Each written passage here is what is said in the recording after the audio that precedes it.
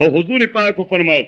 وتعلم لغیر الدین د چا څومره پوهه چې ده او څومره زده کړه چې کوي دین لپاره نه کوي محض دنیا دپاره کوي په دې اساس نه کوي چې زه د دین ته څه خیر ورسوم خو که یو سړی دیني علم کوي دنیا لپاره او که یو سړی دنیوي علم کوي نو په دې معنا نه چې دا دنیوي علم به د دین د خدمت ذریعه ګرځو.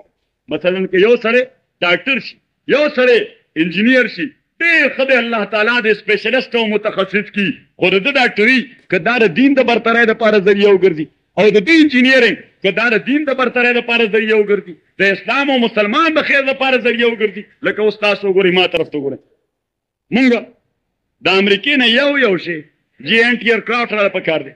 میزایل راله پکار دی دا بلا راله پکار ده دا بلا راله پکار ده دا په سوال په خیرات او په ګدا باندې ته غواړو. اوس که د پاکستان مسلمان انجینیر د دې مسلم نیشن د دې د تقویت دپاره خپل ساینسي او تکنیکي فن دا برویه کار راولي او موږ ته د سوال ګدا نه خلاص کي دا د هغه دپاره عظیمتر نه عظیمترین عبادت دی عظیمتر نه عظیمترین عبادت دی. نو عزیزانو نبی کریم علیه الصلاة والسلام فرمایل چې وتعلم لغیر الدین چې کله زده کړه د دین د پاره نه کېږي بلکې د دین پر ضد باندې مادیاتو د پاره